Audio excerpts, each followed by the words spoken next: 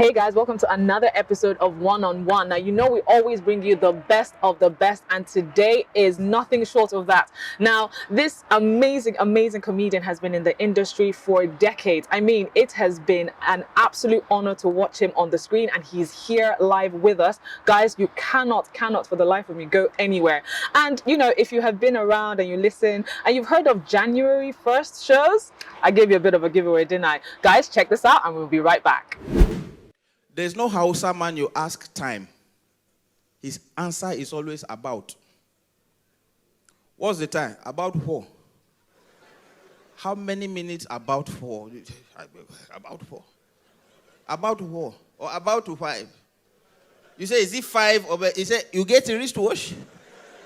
I no get wristwatch, me I get wristwatch. I say, it's about to 4. Everything, even after or before, it's about. Ask Igbo man, what's the time? He say, what's the time? Where are you going? What concerns you with where I'm going? I'm asking you time. Then you ask Worry Boy, what's the time? The Chris. Now Rolex now.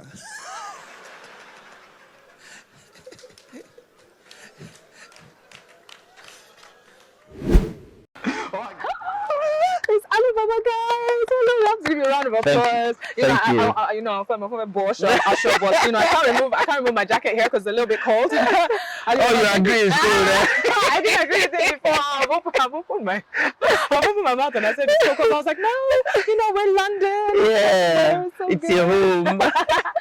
Alli, thank you so much for coming on the show. You are an amazing comedian. I think a lot of people, I'm not going to obviously go through the whole, when did you start comedy? How did it go? We already know this because you are just a phenomenon. I mean, like a lot of comedians just look up to you. So, you know, when obviously you moved to Lagos, like I think about 20 something years ago, like in 1990. 30. Is it 30 years ago? Wow, 30 years ago.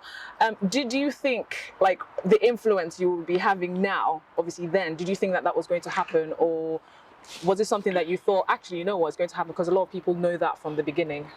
Well, when I moved into Lagos, stand-up comedy was a hint. It was a suggestion. It wasn't institutionalized. Yeah. There was no structure to it, and there were no key players. Yeah. What you had were MCs who dabbled into comedy, and their performances was counted as stand-up. Yeah. But it was not on commercial level. Yeah. And so when I came to the scene, because I started in 1988, and so when I came on the scene,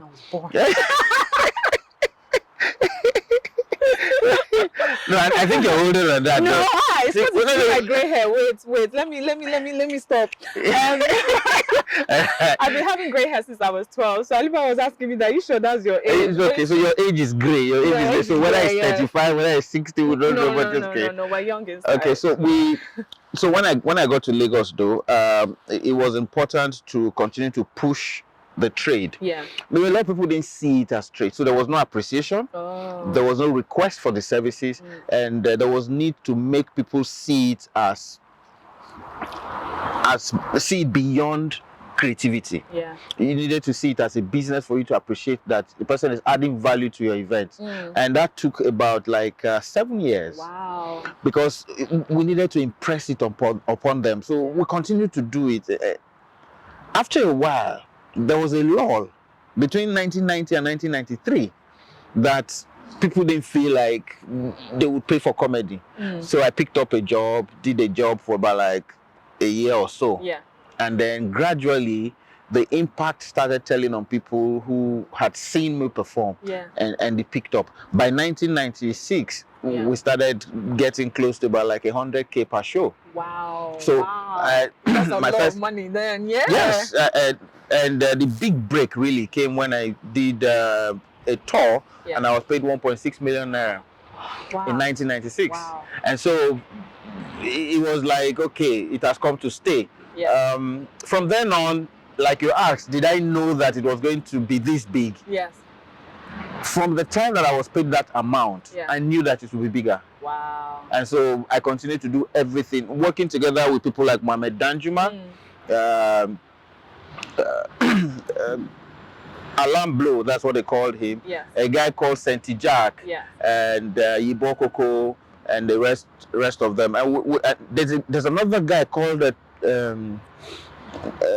Shotimiri, Tunji Shotimiri, Yeah. who became a lecturer. Yeah. We continued to push the trade, and as soon as it got accepted, Yeah. and people started seeing the economic value, of course. And when I say economic value, people say, you mean you can earn that much? money. Yeah. So by 2000, we had about like 20 regular comedians. Wow. But right now, if you're counting, it's in the neighborhood of 2,000 people. Wow. Yes. But obviously, that 2,000 is not all of them that are all up there. There's no. like So of the 2,000, they are all in grades. There's the A comedian, there's the B comedian, the C comedian, the D. The D is the entrance level. Yes. So for the A comedians, you have about like 50 comedians in that category who are charging above 1 million naira. Wow. And then for the next category, people be above 500, and then the next one, people above 100, and then the startups 50, 60, thereabout. Wow, that is just like, I think that's just so amazing. Naira. No,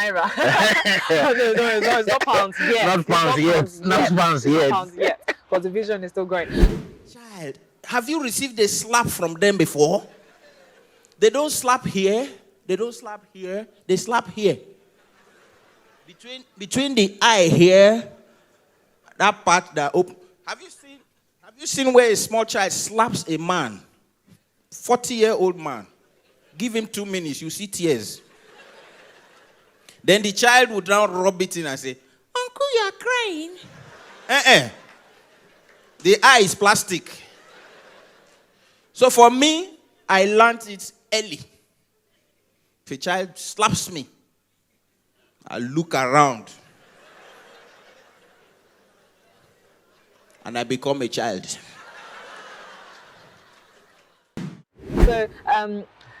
So obviously is developed over the last 3 decades. Yeah. Now, what made you, so I'm just going to spin it completely. What made you go to the 1st of January? Because what I found is like a lot of the A-list or the A-grade comedians have kind of like pinpointed certain dates in the year. Sure. And it's like, you guys have a meeting and say, bros, don't take my dates. This guy, don't take my dates. And like everybody is all set. So what made you pick the 1st of January? What was the thinking behind it and like the thought process? What happened with the 1st of January was that it was a date that we have 3 friends, Onome, James, and Ifere. Yeah. We normally hang out January 1st every year in my place. So a lot of friends will come in from Upper Williams and the rest of them, even TA and TA the comedian. They will pop in to see me, and then we all have fun. Food everywhere, drinks. Everywhere. We did this for about like 6 years. Wow. And so we started asking ourselves, why do people not even organize events on January 1st? And it hit us because people go for crossover service. So you cross over and then you need sleep. You sleep, and then you sleep. And then some churches even still insist that you come for morning service on New Year Day. Wow. Okay, so we decided to have a party. So we had a party, a lot of people came. After the event, I said, what if we had a concert? Wow. And we went to talk to the owners of the venue. Yes. The owners of the venue told us nobody will come. And I said, why? He said, because everybody wants to stay at home on January 1st. Nobody wants to go anywhere. Coupled with that is that the Igbo people who are plenty in Lagos travel out. You know, they go home. And quite a lot of other people, they go to the east. So, and a lot of people go to other places in the east. They go away and then come back like January 2nd, 3rd, 4th, or 7th. Even people in Lagos who are Lagosians travel out to other places to enjoy White Christmas and then come back. And so we thought we should have January 1st concert because there's some people who still come into Lagos for the New Year, for Christmas and New Year. And so why not just have it? Beyond that, you have people who go for Christmas on the 22nd. And by January 1st, they are broke. So why not let's organize an event? So when they've done Christmas at home, they can run back to Lagos for January 1st. And we tried the first show. The first show was in 2015. Was sold out. Wow. We did the second show, sold out. The third one sold out. And this is the 6th edition. Wow. And so we figured that we got it right. Yes, definitely. Because we ticked all the boxes. Beyond that, we are also celebrating people who did something, Nigerians who did something for the first time, the first female pilot, first chief justice, female justice of the chief female justice of the federation. Yes. People who had done something for the first time that needed to be recognized. So since it's January 1st, so we give them an award. That's so amazing. And for the second year, we introduced something that was called the First Class Award. Yes. So if you had a first class, you come there, we'll give you 1 million naira. Ah, Father, so you wait, get you get 1 million naira so January 1st. Wait, does it have to be checked, this certificate of first class? No. Yes, when you come, we then once we've decided, you come in on that day, show us your certificate. We'll contact the school, check all of that out, and you get your check. Wow. Let me tell you, women can be very strong. My mom, especially, my mom always sits at that edge in church, St. Andrew's Anglican Church. She doesn't sit anywhere else. So if my mom comes to church and every other place is open and somebody's sitting here, well, I don't know. You knew? You say yes. I see him say you knew. Move. It's not Lady Salome, Akbo Ome chair. Everybody know, even God knows that this chair. And this chair that my mom sits on, she will run commentary from beginning of the service till the end. One guy came to give testimony. Praise the Lord. Got back to work after my course, and I received a letter. I've been promoted, and my salary is now 600,000 naira. My mom brought out her phone. Mama Philo, boy, when not the parents said, don't increase in salary, oh.